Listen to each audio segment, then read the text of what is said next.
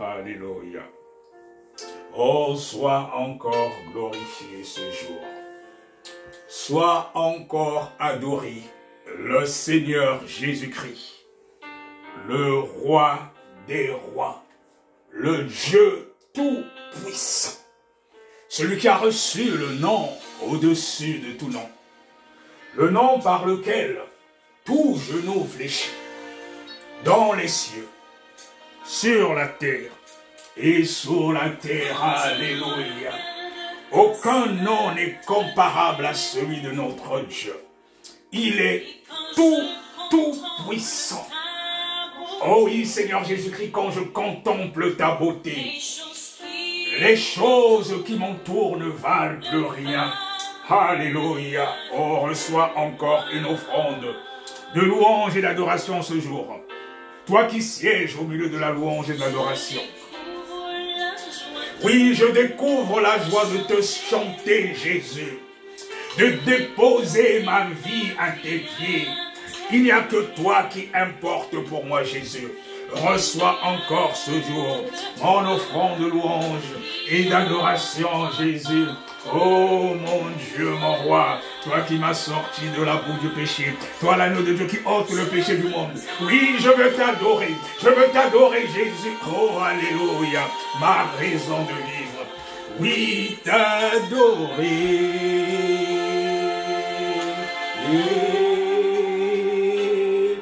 Ma raison de vivre, alléluia. Oui, ma raison de vivre, c'est de t'adorer, Jésus. Ma raison de vivre, c'est de t'adorer, Jésus. Oh, comme les 24 vieillards qui t'adorent là-haut en jetant leur couronne. Oh, Seigneur Jésus-Christ, façonne-moi. Aide-moi à être un instrument de ta gloire et à marcher toujours dans la sanctification, à être le reflet de ta gloire. Alléluia. C'est de t'adorer. Oh, reçois encore mon offrande d'adoration ce jour, Jésus. Oh, tu es digne d'être adoré. Toi qui as été digne, Seigneur Jésus-Christ, d'ouvrir les livres, les sceaux, et d'en rompre les sceaux. Oh, comment ne pas te louer, comment ne pas t'adorer quand je regarde ta sainteté, et quand je contemple ta beauté, mon Dieu, mon roi, alléluia.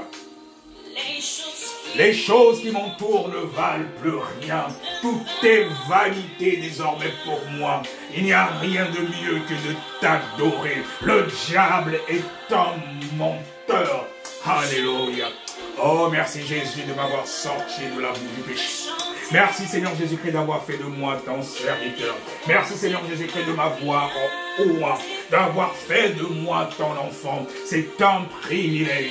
Oh, je bénis encore ton nom ce jour. Je magnifie ton nom parce que je ne suis pas digne, mais c'est par ta grâce, car tu dis dans ta parole que tous ont péché et sont privés de la gloire de Dieu. C'est par la faveur imméritée que je peux ce jour, oh oui Seigneur Jésus-Christ, prêcher l'évangile, t'adorer, oh se faire connaître aussi Seigneur Jésus-Christ à ceux qui ne te connaissent pas. Car tu as dit dans ta parole, dans Matthieu 28, 19, d'aller dans le monde et de faire des nations des disciples. Oui Seigneur Jésus-Christ, notre rôle, c'est de faire aussi des nations des disciples. Oui, Seigneur Jésus-Christ, afin de préparer ton Église, oh Seigneur Jésus-Christ, à l'enlèvement. Oh Seigneur Jésus-Christ, je veux encore t'adorer ce jour. Oh oui, Seigneur Jésus-Christ, ma raison de vivre. Alléluia. La raison pour laquelle je vis. Alléluia. C'est la raison pour laquelle je vis. Oh, bien-aimé, adore Dieu. Bien-aimé, adore Dieu. Il siège au milieu de la louange et de l'adoration. Pendant que nous le louons, pendant que nous l'adorons, les anges sont là et les chaînes tombent. Je siège au milieu de la louange et de l'adoration. Pendant que nous l'adorons, nous appelons sa présence. Les anges sont là et quel que soit ton état, les anges agissent maintenant. Les chaînes tombent. Adore ton Dieu, mon roi. Le diable ne supporte pas l'adoration. Les sorciers ne supportent pas l'adoration. Les occultés ne supportent pas l'adoration. Parce que Dieu siège au milieu de la louange et de l'adoration. Alléluia, je veux encore te louer et t'adorer ce jour, mon Dieu, mon roi. Je veux t'adorer. Oh, alléluia. Oui, t'adorer.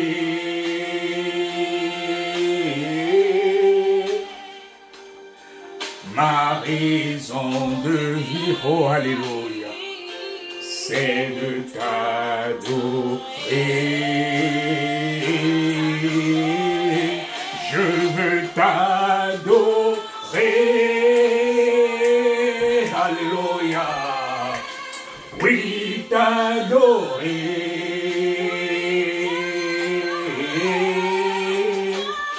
C'est la raison pour laquelle je vis. Alléluia. C'est la raison pour laquelle je vis. Alléluia. Alléluia. C'est la raison pour laquelle je vis.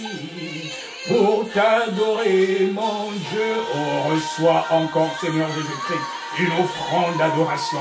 Oui, tu es Dieu, tu es Dieu, tu es Dieu, le Dieu tout-puissant. Tu as reçu la couronne de gloire. Tu es incomparable, incommensurable. Aucun autre Dieu n'est comparable à toi, Jésus. Oh, sois loué, sois adoré. Mon âme te loue, mon âme t'adore, parce que je sais que tu es Dieu. Aucun Dieu n'est égal à toi. Reçois encore mon offrande de ce jour. Que cela monte jusqu'au 3e ciel. Alléluia. Oh, gloire à toi, Jésus. Je veux encore t'adorer ce jour et témoigner la grandeur de ton nom. Toi, le Dieu tout-puissant.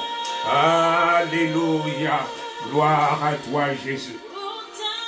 Gloire à toi, Jésus.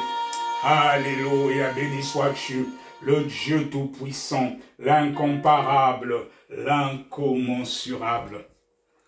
Bien-aimé dans le Seigneur, shalom. Que la paix de notre Seigneur Jésus-Christ soit avec toi. Il est toujours important de communiquer la paix. Et la paix véritable, nous l'avons en Jésus, car c'est lui qui procure la véritable paix. Et sa paix, ce n'est pas la paix que donne ce monde, non. La paix que nous avons en Jésus, quand nous l'avons, nous dormons réellement en paix. Parce que dans ce monde, le diable peut donner un semblant de paix aux gens par les richesses matérielles. En réalité, ils se moquent d'eux. Non seulement qu'ils vendent leur âme au diable, mais ils n'ont pas la paix, ils sont tourmentés. Vous les voyez, ils ont pratiquement toutes les richesses qu'ils ou elles veulent. Mais est-ce qu'ils ont le sommeil? Est-ce qu'ils ont la paix? C'est des gens qui n'ont pas la paix. Et c'est pour ça que vous verrez certaines personnes, je ne parle pas de toutes, mais qui de fois ont certaines fonctions, ou qui visiblement vous trouvez qu'ils ont pratiquement tout, mais c'est des personnes qui sont souvent aigries, parce que vous ne savez pas ce qu'elles endurent pour arriver lorsqu'elles sont. Est-ce qu'elles dorment la nuit? Des fois, elles ont des cauchemars, elles voient des choses bizarres. Mais quand tu es en Christ Jésus, tu as la paix, car c'est la bénédiction de l'Éternel qui enrichit. Elle ne se fait suivre d'aucun chagrin, contrairement à la paix, à la bénédiction que donne le diable, qui en réalité est une malédiction. La véritable paix, nous l'avons en Jésus. Et vous voyez même que même les gouvernants de ce monde cherchent une paix, mais qu'ils ne trouvent pas. Depuis des années, on a vu différentes guerres. Ils parlent de paix. Il y a eu des organismes comme l'ONU et tout le reste. Toute chose que nous ferons dans le monde, dans ce monde, ou les dirigeants de ce monde feront, ce ne sera qu'éphémère. La paix véritable, nous l'avons en Christ Jésus. Alors, ce jour, nous allons méditer sur la puissance du sang de Jésus. Je vais prier. Père de gloire, ô Dieu tout-puissant, je veux procéder maintenant à un moment de partage et d'enseignement de ta parole. Seigneur Jésus-Christ, je veux m'effacer, mais que ce soit toi, Seigneur, qui prenne le contrôle de ce moment, afin que cette parole qui sera semée produise du fruit digne de la repentance, que cela touche un cœur et que cela fasse du bien à quelqu'un pour la seule gloire de ton nom. Dans le nom puissant de Jésus-Christ, je m'oppose à tout esprit qui ne glorifie pas la seigneurie du nom de Jésus en ce lieu. Tout esprit qui essaiera de contrecarrer cette parole dans la vie de celui, dans l'esprit de celui qui va l'entendre. Seigneur Jésus-Christ, je te bénis, je te rends grâce, parce que cette parole fera du bien à quelqu'un. En ton nom puissant, j'ai ainsi prié. Amen, amen. Bien-aimés dans le Seigneur, je disais donc qu'aujourd'hui, je vais parler de la puissance du sang de Jésus. De la puissance du sang de Jésus.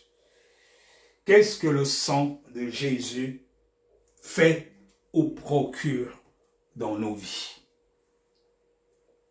Nous savons que dans l'ancienne alliance, quand le peuple péchait, puisque vous savez qu'à l'époque, les Juifs, à l'époque des Juifs, et quand nous lisons l'ancienne alliance, c'était une théocratie. Et ça veut dire quoi la théocratie? Ça veut dire que c'est Dieu qui gouvernait. Et quand les gens péchaient, il fallait que le souverain sacrificateur aille au niveau de la tente d'assignation jusqu'au lieu très saint, vêtu d'une certaine façon, il allait prier pour le peuple. Et en priant sur le peuple, sur ses vêtements, il avait en même temps, voilà, les 12 tribus d'Israël. Et à cette époque, dans la tente d'assignation, il y avait le parvis, le lieu saint et le lieu très saint. Donc il fallait sacrifier en même temps un animal pour que Dieu pardonne de nos péchés. De leurs péchés à l'époque, je veux dire. Et vous savez que cette tradition, dans certaines religions, existe encore. Ils tuent les animaux, ils croient que Dieu pardonne leurs péchés en sacrifiant justement ces animaux. Et dans l'ancienne alliance, bien que le souverain sacrificateur allait dans la tente d'assignation, prier pour le pardon des péchés du peuple, mais les péchés n'étaient pas ôtés. Les péchés étaient couverts, ils étaient juste couverts. La différence dans la nouvelle alliance avec le sacrifice du sang de Jésus, on dit qu'il est l'agneau de Dieu qui ôte le péché du monde. Dans l'ancienne alliance, le sacrifice permettait juste de couvrir le péché.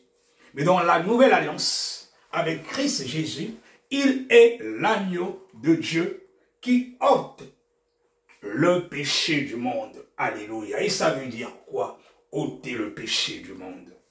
Cela signifie que peu importe la nature de ton péché, même si les gens du monde te jugent, on te prend pour un criminel, que tu es un grand voleur, que tu as assassiné beaucoup de gens, que tu es un sorcier, un sataniste, peu importe ce que l'on peut dire de toi, que tu es une prostituée, les gens peuvent te qualifier d'une certaine façon, mais du moment que Jésus t'a justifié au moyen de ton sang, tu es pur et tu es sans tache devant Dieu, mais à condition que la repentance soit sincère et que tu ne pêches plus, comme il a dit à la femme adultère. C'est là justement la puissance du sang de Jésus. Il est l'agneau de Dieu qui ôte le péché du monde. Ça veut dire que le sang de Jésus efface. Il efface tout ce qu'il y avait avant. Quand tu viens à Christ Jésus, voilà le miracle de la croix. Pendant que dans l'ancienne alliance, et ce qui est pratiqué dans certaines religions, ils tuent les animaux, mais cela, bien qu'il y ait un sacrifice d'animaux, cela n'ôte pas le péché. C'est là, justement, la différence. Alors, je disais qu'on va parler de la puissance du sang de Jésus ce jour. Je vais commencer déjà à définir ce que c'est que le sang. Quand nous regardons dans le Larousse, il est dit que le sang est un liquide rouge qui circule dans les artères, les veines et les capillaires sous l'impulsion du cœur et qui irrigue tous les tissus de l'organisme auxquels il apporte les éléments nutritifs, glucose, l'oxygène dont il recueille les déchets. On dit que c'est un liquide rouge qui circule dans les artères, les veines et les capillaires sous l'impulsion du cœur. Vous savez, dans la Bible, on dit souvent que David était l'homme selon le cœur de Dieu. Et ce que je veux aussi t'enseigner ce jour, mon frère, ma sœur, comme il est dit dans la parole de Dieu, que c'est l'abondance du cœur que la bouche parle. Tout vient avant tout de notre cœur. Et là, on dit que le liquide rouge qui est le sang, il circule dans les artères, les veines et les capillaires sous l'impulsion du cœur. Donc, ça veut dire pour que le sang de Jésus circule dans tes veines, parce que le liquide rouge qui circule dans les artères, les veines et les capillaires, c'est sous l'impulsion de ton cœur. Il faut que ton cœur soit déjà attaché à Dieu. Si ton cœur est attaché au diable, si dans ton cœur, tu as plus les désirs de la chair, pas les désirs de l'esprit, le sang de Jésus ne peut pas circuler en toi. Et là, je parle de la définition du dictionnaire de Larousse. C'est un liquide rouge qui circule dans les artères, les veines et les capillaires sous l'impulsion du cœur. Si ton cœur est attaché à Dieu, le sang de quand tu as reçu Jésus comme ton Seigneur et Sauveur personnel, le sang de Jésus, ce liquide rouge qui circule dans les artères, les veines et les capillaires, il va circuler dans tes veines et tes capillaires sous l'impulsion de ton cœur. Parce que Dieu, comme disent souvent certains, que Dieu regarde au cœur, oui, il regarde au cœur, et il regarde aussi à notre parure extérieure. Mais tout vient déjà du cœur. Donc quand ton cœur est attaché à Dieu, le sang de Jésus coule en toi. Tu respires la sainteté. Le sang de Jésus, il coule en toi. Là, c'est la définition du dictionnaire. On dit bien sous l'impulsion du cœur. Donc, si ton cœur est plus attaché aux choses charnelles, le sang de Jésus ne peut pas couler en toi. Alléluia. Alors, nous allons voir, comme la dernière fois aujourd'hui, une séquence de versets bibliques en se rapportant avec le sang de Jésus qui est une puissance. Le sang de Jésus qui est une puissance. Alors nous allons commencer par Matthieu 26, le verset 28, parce que le sang de Jésus, grâce au sang de Jésus, nos péchés sont pardonnés. Donc nous allons lire ce qui est écrit dans Matthieu 26, le verset 28. Matthieu 26, le verset 28. Matthieu 26, le verset 28. Matthieu 26, le verset 28.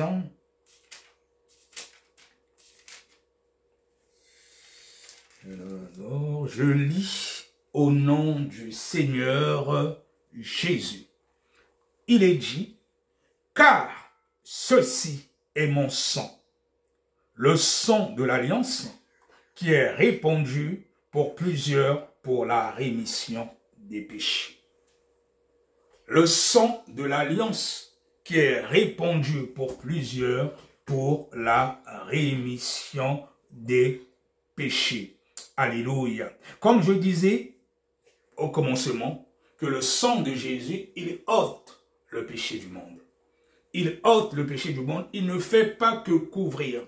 Et son sang sert pour la rémission des péchés. Il est répandu pour plusieurs, pour la rémission des péchés. Mais pourquoi on parle de plusieurs? Et pourtant, il est censé être pour tout le monde. Mais le problème, c'est que ce n'est pas tout le monde qui accepte Jésus comme son Seigneur et comme son Sauveur. Bien-aimé, tu peux reconnaître que le Seigneur Jésus-Christ est mort pour toi à la croix de Golgotha.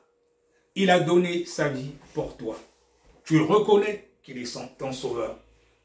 Mais cela ne suffit pas. Pour que ce sang puisse se répandre, pour que ce sang puisse ôter aussi ton ou tes péchés, tu dois l'accepter aussi comme ton Seigneur. Accepter Jésus-Christ comme son Seigneur, c'est quoi? C'est faire sa volonté.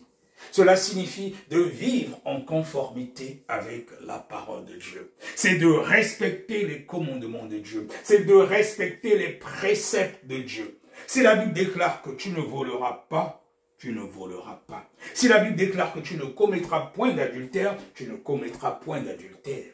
Si la Bible déclare que tu ne tueras point, tu ne tueras point.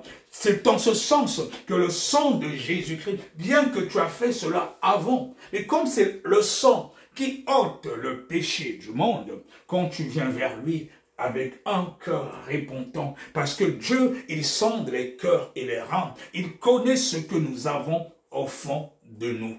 Il sait quand on est sincère ou pas. Si tu es un hypocrite, tu perds ton temps. Mais quand tu viens avec un cœur repentant, peu importe, je le dis bien, peu importe qui tu étais, l'évangile est un message d'amour. Tu as beau avoir été une prostituée, avoir couché avec 10 000 personnes. Tu as beau été un grand criminel. C'est pour ça que des fois, il faut se méfier. Mes bien-aimés, ne jamais juger. On ne connaît pas le lendemain de tout un chacun. Tu as beau avoir été un grand criminel. Mais qui sait que peut-être, avant de mourir, tu as rencontré Dieu, tu as accepté Jésus comme ton Seigneur et Sauveur, il t'a pardonné. Regardez le brigand à la croix. Il a fait du mal, mais le Seigneur Jésus-Christ a dit, parce qu'il a reconnu qui était Jésus à la croix. Le Seigneur Jésus-Christ a dit, aujourd'hui tu seras avec moi dans le paradis. Bien-aimé dans le Seigneur, l'évangile est un message d'amour. L'évangile est un message d'amour. Il se résume en amour. C'est l'amour que Jésus-Christ est venu nous apporter. C'est le plus grand commandement de tous.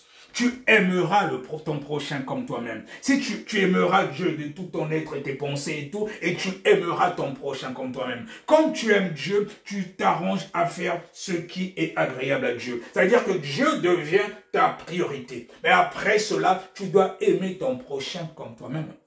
Et quand tu aimes ton prochain comme toi-même, tu ne peux pas lui faire du mal. L'amour ne fait point le mal à autrui. L'évangile est un message d'amour. C'est un message d'amour. Ce n'est pas quelque chose de compliqué. Il suffit d'aimer Dieu et aimer son prochain et tu es agréable à Dieu. Le Seigneur Jésus-Christ est un Dieu d'amour. La religion chrétienne, vous remarquerez contrairement à d'autres, même si dans d'autres on parle de l'amour, mais vous ne verrez jamais dans la religion chrétienne qu'on puisse obliger quelqu'un à suivre Jésus. Vous ne verrez jamais dans la religion chrétienne, comme dans certaines, qu'on puisse aller jusqu'à vouloir te tuer pour suivre Jésus. Non, le message de l'évangile est un message d'amour. Nous prêchons la parole de Dieu, nous sémons un peu comme les graines et c'est le Saint-Esprit. La différence avec les autres religions, c'est le Saint-Esprit. C'est le Saint-Esprit qui convainc. Donc, peu importe la nature de qui tu étais avant, comme je disais, comme la femme adultère. Du moment que tu prends l'engagement de suivre sincèrement Jésus, tu acceptes l'évangile de la vérité. Le Seigneur Jésus-Christ vient habiter en toi. Il te purifie, il te justifie par son sang. Alléluia. Nous allons continuer toujours dans les versets. On va voir une série de versets en rapport avec le sang de Jésus. Alors, nous allons lire aussi dans Jean 6, verset 53, parce que le sang de Jésus, il donne aussi la vie à ceux qui le consomment. Alors, nous allons lire dans Jean 6, le verset 53. Jean 6, le verset 53. Jean 6, le verset 53.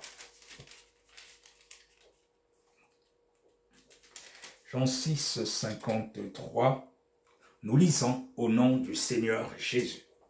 Il est dit, Jésus leur dit, en vérité, je vous le dis, si vous ne mangez la chair du Fils de l'homme, et si vous ne buvez son sang, vous n'avez point la vie en vous-même. Je répète, en vérité, je vous le dis, si vous ne mangez la chair du Fils de l'homme, et si vous ne buvez son sang, vous n'avez point la vie en vous-même.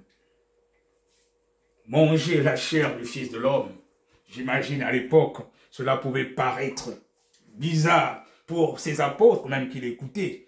Mais c'est la réalité. Et ce n'était que l'ombre des choses, justement, à venir. Vous voyez, aujourd'hui, dans le satanisme et les occultismes, ils utilisent beaucoup le sang. Parce que le diable, il copie tout ce que fait Dieu. Et les gens qui sont dans ces histoires-là, dans des sociétés secrètes, ils prennent du sang et cela leur donne de la force. Le diable copie tout ce que Dieu fait. Et là, en tant que chrétien, nous venons de lire dans Jean 6, le verset 53, Jésus leur dit, en vérité, je vous le dis, si vous ne mangez la chair du Fils de l'homme, et si vous ne buvez son sang, vous n'avez point la vie en vous-même. Même ceux qui sont dans la sorcellerie, ils vont vous dire souvent, bon, ils ont mangé la chair, ils ont bu le sang, ils sont devenus forts. Chez nous, les chrétiens, c'est pareil. Manger la chair et boire le sang de Jésus, c'est croire. Mais c'est une vie tout simplement de sanctification. D'accepter Jésus comme notre Seigneur et Sauveur personnel et de vivre en conformité avec sa parole et tout le reste se passe de façon spirituelle. Ça ne veut pas dire qu'on va manger la chair de Jésus, non. Quand nous l'acceptons comme notre Seigneur et Sauveur personnel et nous vivons en conformité avec sa parole. Et quand nous prions, quand nous demandons, nous invoquons son sang vient nous purifier, son sang vient nous justifier. Et nous buvons aussi ce sang, il coule en nous. Et de la même façon, dans nos assemblées, quand nous prenons de façon symbolique son sang, avec le pain sans levain et du fruit de la vigne, cela nous rappelle qu'il est mort pour nous et c'est cela le plus important pour un chrétien. Ça permet de se remémorer toujours que le Seigneur Jésus-Christ, il a été crucifié à la croix de Golgotha et son sang a coulé pour nous. On peut le prendre autant de temps que l'on veut. Dans la Bible concernant le repas du Seigneur, le Seigneur Jésus-Christ n'a pas donné de date. Il y a certaines églises où on le prend une fois par mois, d'autres c'est par semaine. Autant de temps, il n'y a pas vraiment de véritable date. Mais le plus important déjà, c'est notre communion avec Dieu. Donc quand nous sommes toujours en communion avec Dieu, avec une vie de prière, avec une vie de sanctification, nous mangeons justement son corps et nous buvons son sang. Toutefois que nous sommes en communion avec lui. La véritable communion, c'est celle-là. Maintenant, de façon symbolique, cela nous permet de nous remémorer que le Seigneur Jésus-Christ a pris du pain sans levain et du fruit de la vigne qu'il a partagé avec ses disciples et qu'il demande aujourd'hui à nous, ses enfants, de faire la même chose. Et cela nous permet de maintenir une communion parfaite avec lui. Nous avons lu, mes bien-aimés, que Jésus leur dit, en vérité, je vous le dis, si vous ne mangez la chair du Fils de l'homme, et si vous ne buvez son sang, vous n'avez point la vie en vous-même.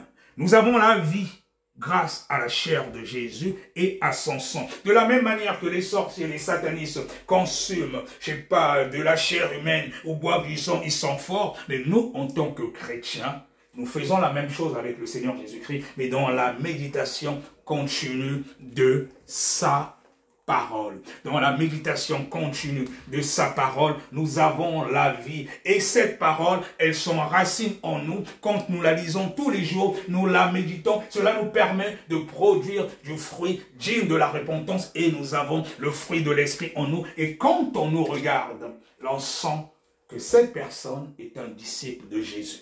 Parce que nous avons déjà une transformation intérieure au niveau de notre parure intérieure et cela se reflète aussi extérieurement.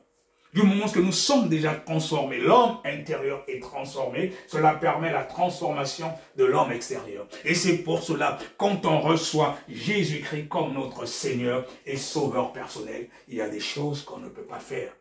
Au niveau de notre intérieur, déjà, nous prenons la résolution et cela se fait montre aussi à l'extérieur. Il y a des vêtements qu'on ne peut plus porter ou bien on ne peut pas s'habiller d'une certaine façon. Je prends un exemple aujourd'hui. Il y a ce qu'on appelait à l'époque, quand on était encore gamin, quand ça a commencé avec les jeans par exemple déchirés là, look à la folie. Mais toi, comment un chrétien, un enfant de Dieu, tu vas mettre quelque chose comme un fou, voilà. C'est-à-dire que look à la folie, tu es comme un fou, tu es fou, voilà. C'est-à-dire que les choses qui étaient réservées à l'époque pour les fous, aujourd'hui certains enfants de Dieu aussi mettent cela. Mais tu ne peux pas te dire chrétien et t'habiller comme les gens de ce monde. C'est impossible. C'est impossible. Il y a quelque chose qui ne va pas. Pareil, dans nos coiffures, il y a des coiffures que nous ne pouvons plus faire quand nous recevons la nature de Christ et Jésus. Tout notre être doit refléter que nous sommes enfants de Dieu. Quand les gens te regardent aujourd'hui par rapport à ta nature d'avant, Tu as beau dire, mon frère, ma soeur, que j'ai reçu le Seigneur Jésus-Christ comme mon Seigneur et Sauveur personnel. Mais si extérieurement les gens ne le ressentent pas, ça veut dire qu'il y a un problème.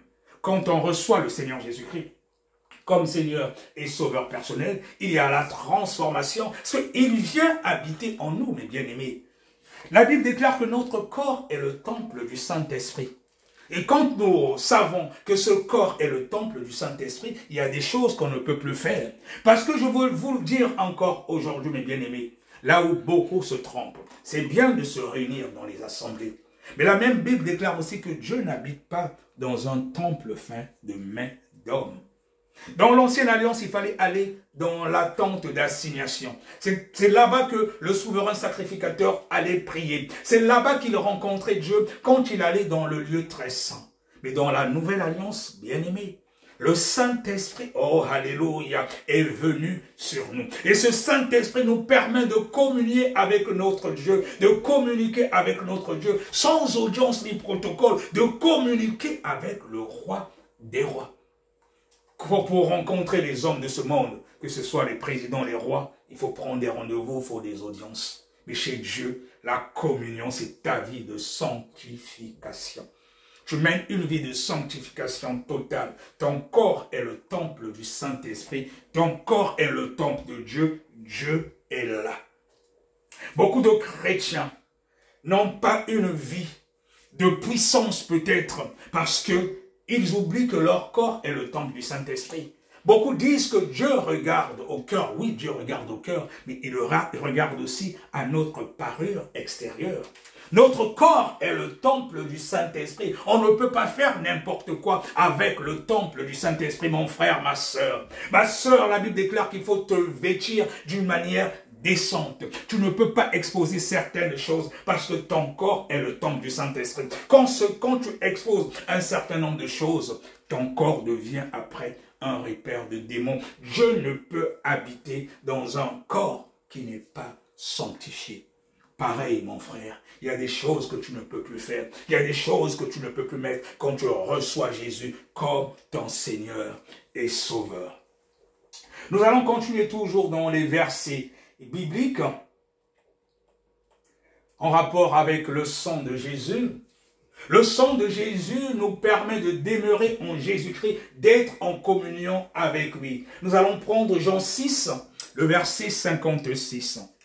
Jean 6, le verset 56. Celui qui mange ma chair et qui boit mon sang demeure en moi et je demeure en lui. Alléluia. Celui, je répète, qui mange ma chair et qui boit mon sang demeure en moi et je demeure en lui. C'est ce que je disais. Quand on mène une vie de sanctification, quand on médite la parole de Dieu de façon continue, le Seigneur Jésus-Christ, il demeure en nous. Il dit que celui qui mange ma chair et qui boit mon sang demeure en moi et je demeure en lui. Mais comment est-ce que nous mangeons la chair de Jésus et comment nous buvons son sang? C'est par les désirs de l'esprit qui sont contraires à ceux de la chair. Nous mettons en priorité les désirs de l'esprit et c'est comme cela que nous marcherons en conformité avec les Saintes Écritures. Et c'est comme cela que nous allons consommer tout le temps la chair de Jésus, en méditant sa parole de façon continue, en respectant, en vivant selon ses préceptes. Cela nous permet de garder une communion avec lui. Et c'est ainsi qu'il va demeurer en nous.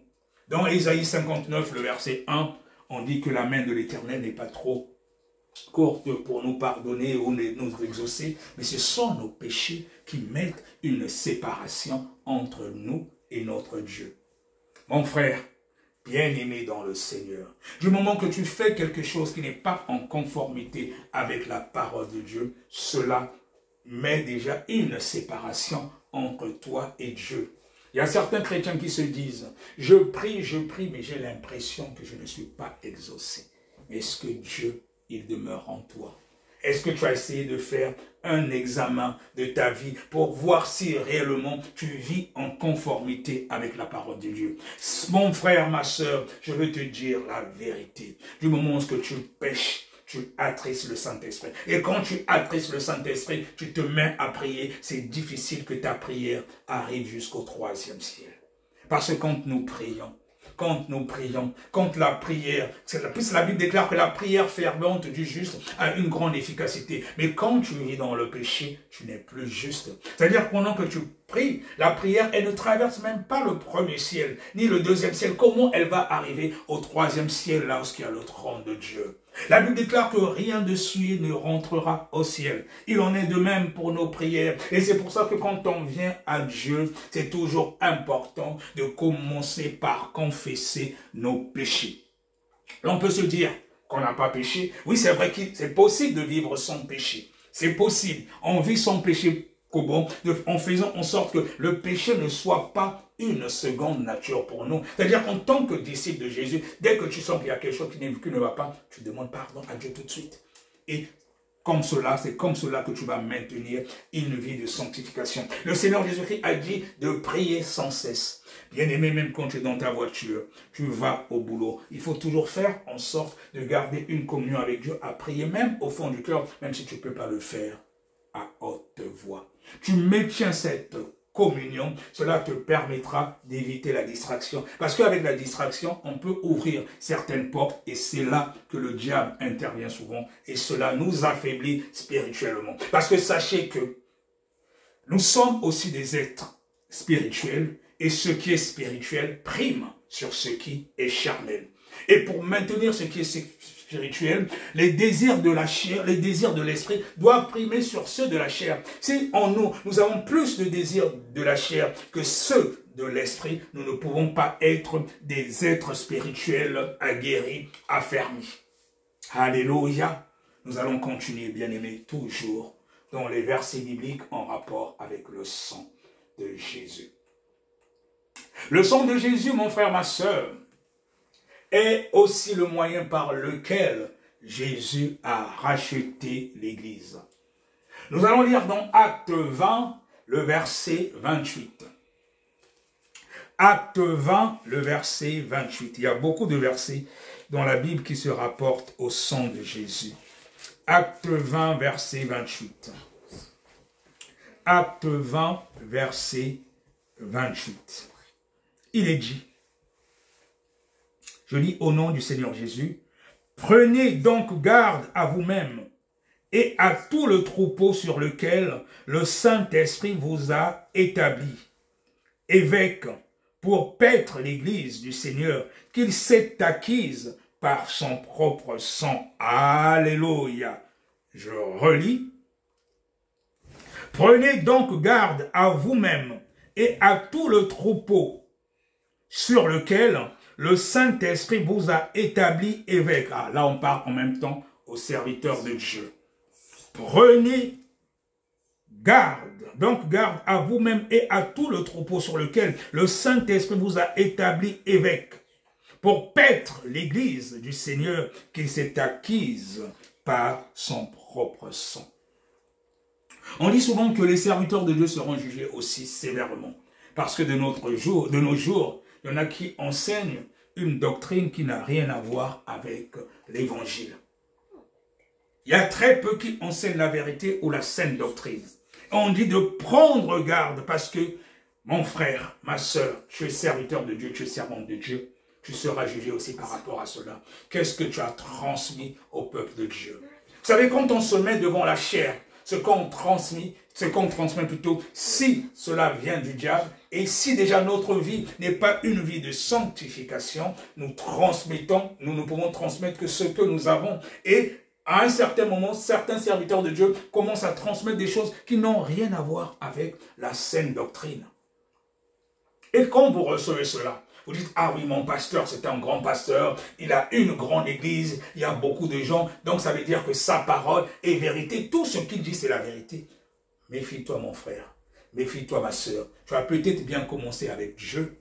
Et après, tu peux peut-être aller toucher des choses dans des loges maçonniques ou je ne sais quoi. Tu transmets maintenant n'importe quoi à l'église de Dieu.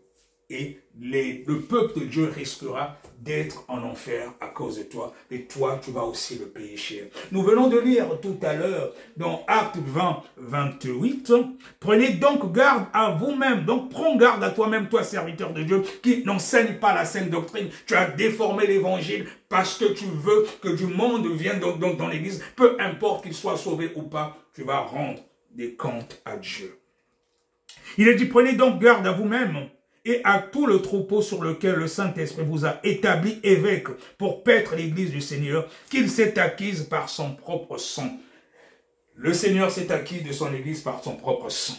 Donc nous devons témoigner un évangile qui est en rapport avec la saine doctrine, l'évangile du Seigneur, pas l'évangile que donne le diable à certains, pas l'évangile de la prospérité où on dit à certains serviteurs de ne plus prêcher sur la sanctification totale, mais de s'attarder que sur la prospérité, sur les biens de matériel, oubliant que c'est pas ça qui sauve les gens. Cela est un dû, comme il est dit dans Deutéronome 28. Quand tu fais la volonté de Dieu, la bénédiction va te suivre. On ne doit pas s'attarder sur les choses matérielles parce que c'est un dû quand on vit en conformité avec les préceptes divins. Prêchons la saine doctrine, prêchons un évangile qui va emmener le peuple de Dieu au ciel. Alléluia.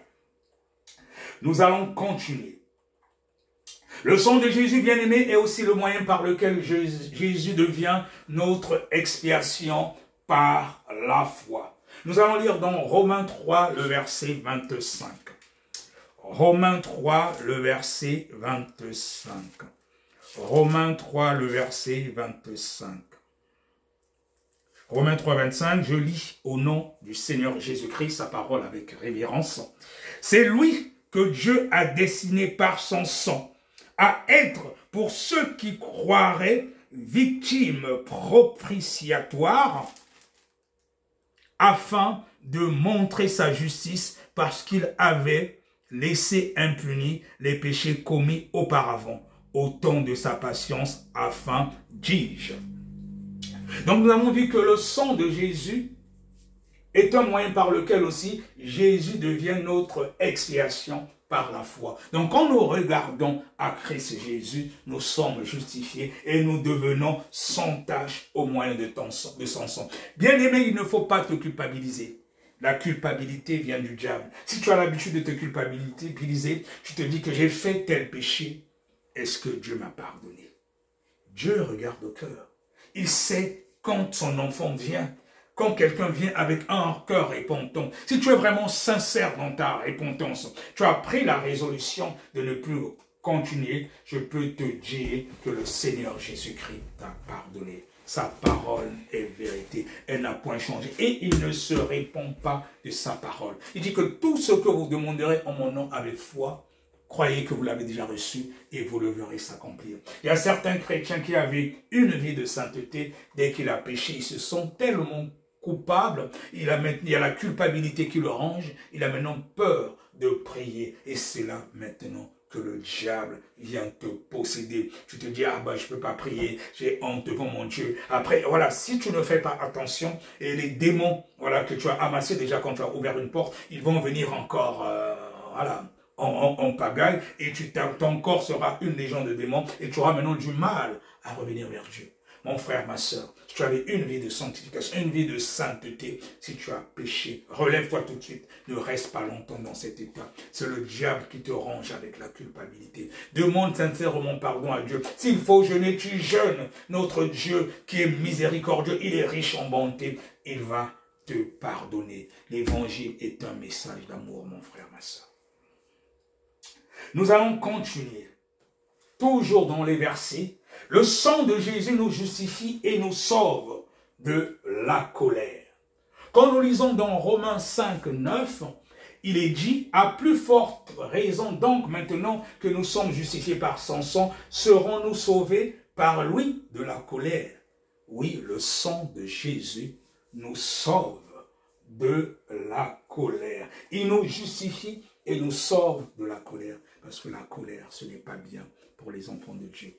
En tant qu'enfant de Dieu, on doit produire du fruit digne de la repentance. La Bible déclare que si vous vous mettez en colère, ne péchez point. Il y en a qui se mettent en colère même dans les couples.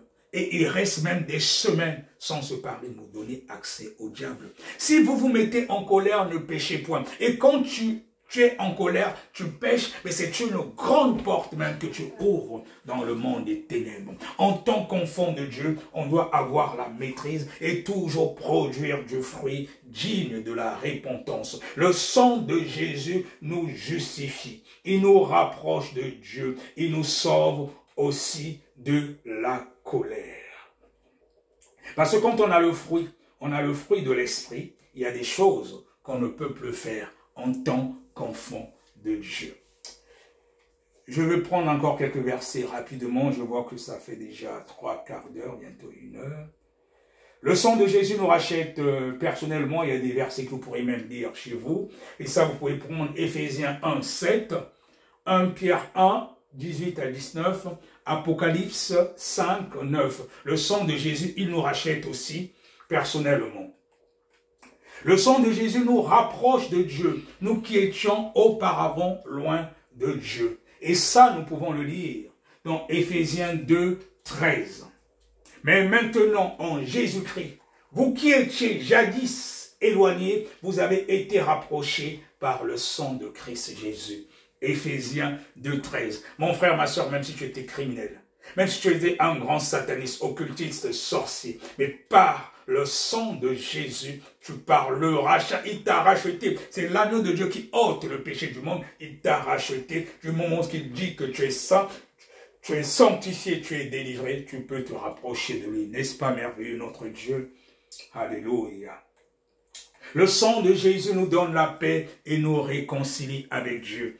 Alléluia. Parce que quand le péché est rentré dans ce monde, nous étions tous perdus. Mais Dieu, par sa miséricorde, bien qu'il a chassé Adam et Ève du jardin d'Éden, il avait déjà un plan pour nous réconcilier avec lui. Et c'est en cela qu'il a envoyé son Fils unique, le Seigneur Jésus-Christ. Et quand nous recevons Jésus-Christ comme notre Seigneur et Sauveur personnel, nous revêtons la nature que nous avions auparavant dans le plan parfait de Dieu. Et quand nous menons une vie de sanctification totale, au moyen du Saint-Esprit, la puissance que nous avons reçue, nous devenons en même temps puissants parce que notre corps est le temple du Saint-Esprit et le Seigneur Jésus-Christ, notre Dieu, habite en nous. Nous allons nous arrêter là, mon bien-aimé, parce que je vois que le temps presse. Le temps presse, nous allons encore adorer un moment notre Dieu, ce Dieu qui est si merveilleux. Oh, ce Dieu qui s'est dépouillé de sa gloire. Ce Dieu qui a pris notre place à la croix de Golgotha. Oh, nous allons encore élever le nom de ce Dieu qui s'est dépouillé de sa gloire, qui ôte le péché. Peu importe ce que nous étions avant, mon frère, ma soeur, du moment que tu viens à Christ Jésus, d'un cœur repentant, je te prie maintenant, je te conjure, si ce n'est pas encore le cas, de donner ta vie à Jésus. Peu importe qui tu es, peu importe la nature du péché, quand tu regardes à Christ Jésus, tu viens avec un cœur repentant. Il dit, mon fils, je sais que tu as cette nature adamique, la nature du péché. Du moment que tu viens avec un cœur repentant, je te reçois dans mon sanctuaire. Mais va, ne pêche plus. Comme il a dit à la femme adultère. Si tu n'as pas encore reçu Jésus-Christ, oh, par cet évangile, par ce message que je viens de prêcher, peu importe, ne te culpabilise pas, peu importe ce que tu fais, reçois maintenant mon frère, reçois maintenant ma soeur, ta délivrance, demande sincèrement pardon à Dieu, qu'il te pardonne de ton péché. Demande pardon à Dieu, qu'il te pardonne de ton péché. Du moment que tu viens avec un cœur repentant, oui, le Seigneur Jésus-Christ te pardonne. Il est miséricordieux. Il est miséricordieux. Reçois-le encore ce jour, mon frère, ma soeur. Arrête avec la vie du péché. Car le salaire du péché, c'est la mort. Mais le don gratuit de Dieu, c'est la vie éternelle en Jésus-Christ. Peu importe ton état, mon frère. Peu importe ton état basseur. Regarde à Christ Jésus. Viens avec un cœur repentant. Tu dis, Seigneur Jésus-Christ, j'ai fait du mal à tes yeux. J'étais une prostituée. Je suis sorti avec les maris des gens. Oh, j'étais un impudique. Seigneur Jésus-Christ, je viens te demander sincèrement pardon. J'ai tué des gens. J'étais un criminel. J'étais un grand sorcier. Du moment que tu demandes sincèrement pardon, oh notre Dieu, il est compatissant. C'est un Dieu miséricordieux. Il te pardonne. Le Seigneur Jésus-Christ tarde à venir, parce qu'il veut que beaucoup soient encore sauvés. Il veut que cet évangile soit prêché partout dans le monde entier. Après viendra la fin. Il y a encore des âmes à sauver. Il y a des âmes qui ne le connaissent pas. Il y a des âmes qui sont dans des pays où l'on ne connaît même pas Jésus. La Bible déclare que le Seigneur Jésus-Christ est le chemin, la vérité et la vie. Il veut que le message de l'évangile soit prêché partout. Et c'est après que viendra la fin. Oui, le Seigneur Jésus-Christ vient bientôt. Il veut te sauver encore ce jour, mon frère. Dispose-toi, dispose-toi. Peu importe la nature de péché. Reçois le pardon de Dieu. Du moment que tu demandes sincèrement pardon, il va te pardonner, car sa parole est vérité. Elle n'a point changé. Oh, frère, dispose ton cœur. Je veux t'adorer.